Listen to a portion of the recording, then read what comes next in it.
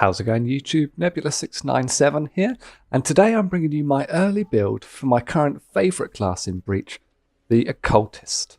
Now, Breach has recently entered into early access on Steam, and after playing for a fair few hours, I've fallen in love with the support class that packs a punch and have an early build to offer that doesn't cost a great deal to get up and running.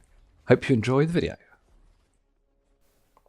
Looking at the abilities first then, and we have Tar Jar here, which deals damage to a target area, applies tar and is slow for a number of seconds. Now the tar allows you to ignite the target with fire damage, which will apply burning tar, which will burn and deal damage over time. It's a fantastic ability here. Also gives us a couple of passives, including a dodge charge. But the idea is to pump out as much tar as you can and coat the battlefield and all the enemies with tar and ignite them with incendiary shots. Your first ability there shoots a spread of shots dealing fire damage to ignite the tar. Hellfire, which is AoE damage around you, also igniting the tar of the enemies. I've got the basic ability here, 4 charges of a big AoE heal that heals everybody on the team. And the changed ability that I've gone for is Mark Shot, which I've borrowed from the Demon Hunter class. It only requires level 2 or the Demon Hunter to upgrade and change this out, and I've gotten rid of the projectile ward there. The buff for yourself or your ally reduces range damage, so I just didn't feel it was particularly helpful in missions. Could change this up with some other abilities from the Exorcist class or anything else you can find, but I was looking for some single target damage and also to help out the rest of the team in taking out some enemies outside of just the normal kit. The gems then, it's not too important. The gems I've managed to go with so far are just ones that I've picked up from purchasing stuff for other classes, specifically the Arcane Mender. So I would go for majority of damage for your blue and orange gems, unless there's something else specifically that you're going for, like movement speed. As you can see, these are just the ones that I've managed to purchase in this short time. But anything that you can put in there, most likely damage or some better healing if you're going as a more support role.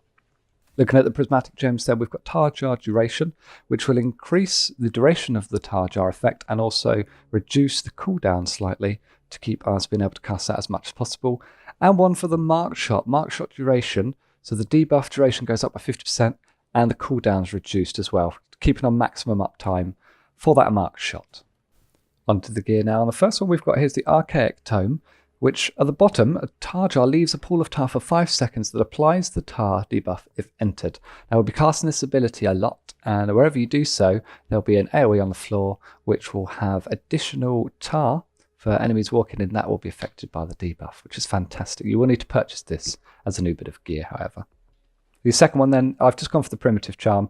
There's not too much here that I would really look to go for, maybe some cooldown reduction or something, but having extra movement speed with your additional dodge charges is always good. So that's what I've gone for. And now on the Sanctified Pouch, you gain 50% lifesteal on targets bearing your Marked Shot. So after having brought in the Marked Shot from the Demon Hunter and buffed it with one of our prismatic gems, we'll be gaining a decent amount of sustain when we hit targets affected by that ability. And also then the Primitive Shotgun, which will add echoes to our basic attacks for extra damage and also for extra sustainability when hitting enemies affected by Marked Shot. As you can see me at the beginning of the game using my Tar Jar ability, a pool of AoE green tar is seen at the floor, which does apply the debuff to any enemies that walk into it.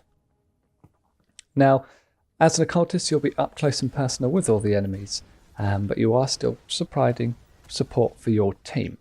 So this entails lots of high impact shots with the basic attacks. You've got a massive conal AoE on the shots where you can hit almost everything in sight within a particular range. So you should always be shooting at large groups of enemies, trying to knock them over, CCing for your team and peeling for your healer if you have one. You'll be wanting to fire out your Tar Jar as much as you can, keeping it on a low cooldown if possible, but using it as effective and often as you can to coat the floor and all of the enemies in tar. That then will apply a debuff to them, slowing them down, helping out your team further, but also allow you to ignite the tar with one of your 2 fire abilities, the Incendiary Shots and also the Hellfire.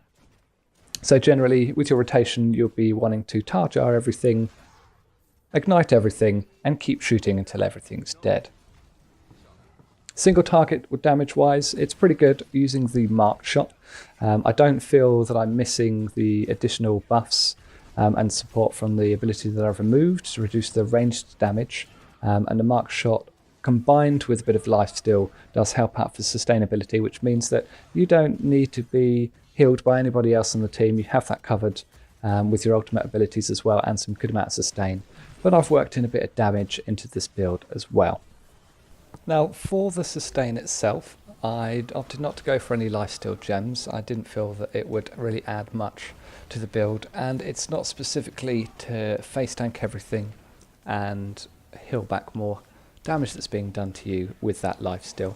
It's purely for fighting elites, boss scenarios, stronger enemies that you need to burst down quicker, and that you wish to regenerate some of your health whilst fighting. It won't save you, as I said, if you're being targeted by a large group of enemies, or if you're fighting a boss. But as you can see in this scenario here, after applying the marked shot, and when we're actually able to do damage to the boss here, with our abilities, we will start life-stealing small amounts from the boss. This can be quite significant in some instances. I could probably go to full health with no incoming damage after maybe 5 to 10 seconds, but it certainly won't do anything if you're trying to face tank a large energy beam from the avatar of Ra, such as in this footage. Single target damage then without any other abilities, it's still slightly lackluster. That's not really the point of the class. Other classes will always do that much better, but bringing marked shot does sort of help with the destruction of the orbs in this process, but it really does shine when it comes down to melting bosses.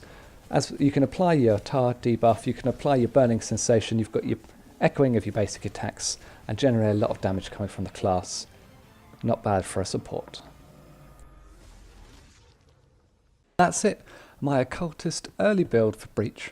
I'll be continuing to level up the classes of the Hedge Magic group to see what interesting and effective builds we can make in the future.